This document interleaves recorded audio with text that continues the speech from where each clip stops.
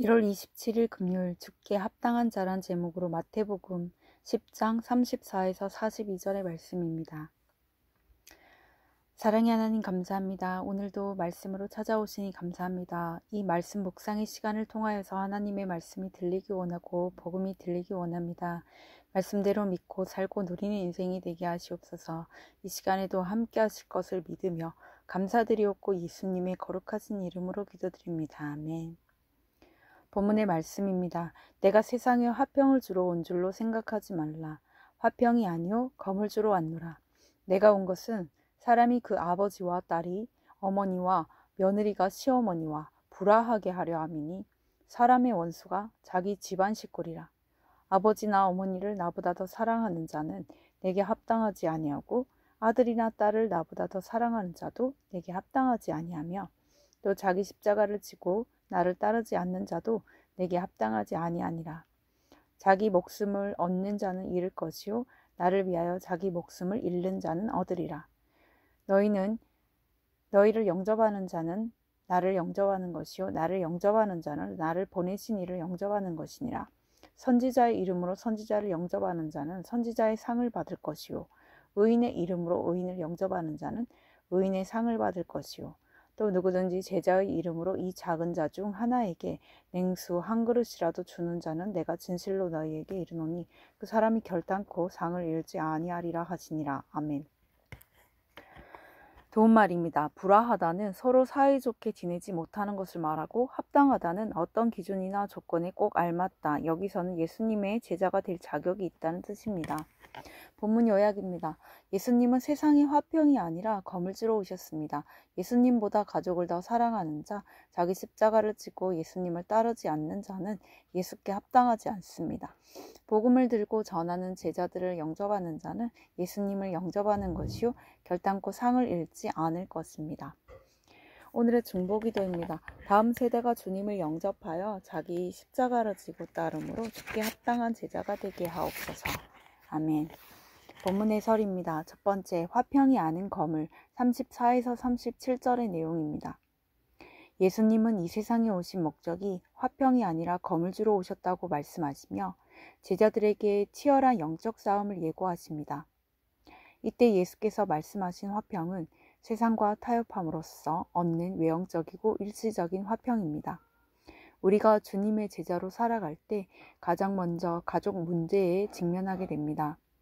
죽게 합당한 자로 살아가려며 가족과의 일시적인 화평을 깨야 할 때도 있습니다. 가족에 대한 집착을 버리고 믿음 안에서 새롭게 하나 되는 사랑이라야 비로소 진정한 가족 사랑이요 그리스도께 합당한 사랑입니다. 적용 질문입니다. 가족과의 관계에서 깨어져야 할 일시적인 화평은 무엇입니까? 두 번째, 자기 십자가를 지고 38에서 39절의 내용입니다. 십자가는 결코 아름답고 낭만적인 것이 아닙니다.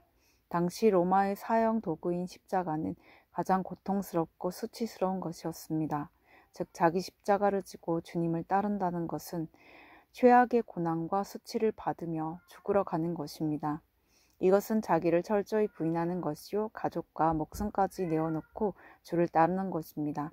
이는 영원한 생명이 나의 목숨보다 귀하다는 것을 알 때 가능합니다. 가족 구원을 위해 일시적인 화평을 깨고 고난을 감당하는 것이 자기 십자가를 지는 것이며 이것이 죽게 합당한 모습입니다. 적용 질문입니다. 가족과 다른 사람의 구원을 위해 내가 십자가 지기로 결단해야 할 일은 무엇입니까? 세 번째, 영접하는 자가 받을 상. 십자가 지고 주를 따르는 우리에게 환난과 박해만 있는 것은 아닙니다. 십자가 사람들에게 영접을 받기도 하며 상도 받습니다. 예수님은 우리를 영접하는 것이 예수님 자신을 영접하는 것이라고 하시며 나를 주님과 동일하게 여겨주십니다. 주님의 메시지를 들고 받은 자는 선지자요 의인이요 제자입니다. 그를 영접하는 자는 그가 받을 동일한 상을 받을 것이요 냉수 한 그릇같이 보잘것없는 섬김조차 주님이 친히 기억하시고 상을 베푸실 것입니다. 적용 질문입니다. 나는 나 자신을 얼마나 무시합니까? 또 내가 업신여기며 배척하는 사람은 누구입니까? 오늘 기도하기는 화평이 아니라 검을 주러 오신 주니 외형적이고 일시적인 화평이 깨질 것이 두려워 편안함만 추구했음을 회개합니다. 영혼 구원을 가장 소중하게 여겨 십자가 지는 적용을 하게 하시고 미천한 죄가 죽게 대접을 받은 것처럼 하나님의 사람을 잘 분별하며 섬기게 하옵소서. 아멘. 묵상 간증입니다. 혼자만의 화평이란 제목으로 이정열님의 말씀 적용글입니다. 예전에 저희 가정은 저 때문에 하루도 평온한 날이 없었습니다. 부모님의 이혼으로 외롭게 자란 저는 친구와 술, 쾌락에 의지해 살았습니다. 이런 생활은 결혼 후에도 이어져 술에 취해 밤늦게 들어오거나 외박을 하곤 했습니다. 아내의 잔소리에 며칠간 집을 나갔다 돌아와서도 미안하다는 말조차 하지 않았고 이를 반복하다 보니 둔감해져 죄의식도 느끼지 못했습니다. 저는 하나님을 믿는다면서 전혀 본이 되지 않는 무늬만 크리스천이었습니다. 주일에도 예배를 형식적으로 드리고 밤에는 지인들을 술집으로 불러 할렐루야를 외친 악한 자였습니다. 이렇게 저만의 화평과 쾌락을 쫓는 저 때문에 가족은 고통을 겪어야 했습니다. 저의 잦은 이직과 실직으로 아내는 가장 역할을 해야 했고 두 아들은 부모의 눈치를 살피며 불안한 나날을 보냈습니다. 그 후 저는 믿음의 공동체에서 날섬 검 같은 구속사의 말씀을 듣고 이제껏 제가 누린 화평이 거짓된 화평임을 깨달았습니다. 그리고 저의 이기적인 죄악과 가족의 아픔을 보게 되었습니다. 이후 말씀으로 양육을 받고 교회 소그룹 리더가 되어 지체들의 아픔에 공감하고 위로하면서 이 과정이 나를 내려놓고 자기 십자가를 지는 것임을 알게 되었습니다. 그러다 지난해에는 두 아들 앞에 무릎을 꿇고 지금까지 힘들게 해서 미안해 라며 용서를 구했습니다. 또한 작은 자에게 냉수 한 그릇을 주는 적용으로 힘든 아내를 위해 매일 기도하며 격려했습니다.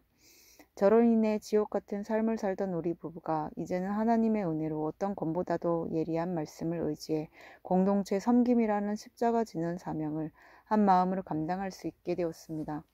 현재 교회에 나오고 있지 않은 두 아들도 예배를 회복하여 우리 가정에 진정한 화평이 임하기를 기도합니다.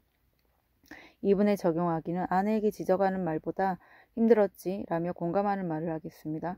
자녀들이 고난을 겪고서라도 신앙을 회복하게 해주시라는 기도를 매일 아침 저녁으로 하겠습니다. 입니다.